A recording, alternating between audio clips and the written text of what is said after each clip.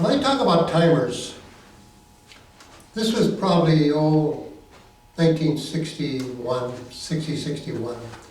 There was a guy at the university who was in the physiology department. And one day he brought this electronic timer to training. A big box. Back in those old days, everything was very primitive, crude. And it only timed, I think, in hundredths of a second.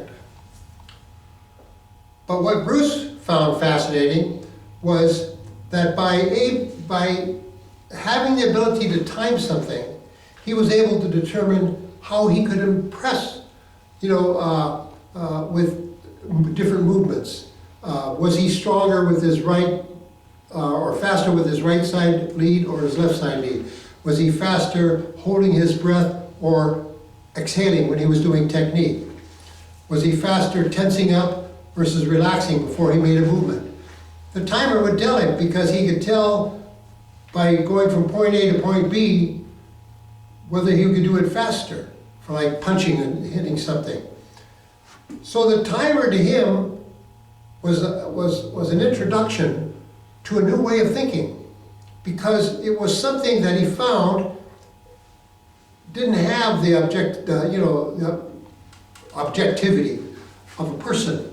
If a person said, well, yeah, you look like you're faster, how can you tell in hundredths or thousands of a second?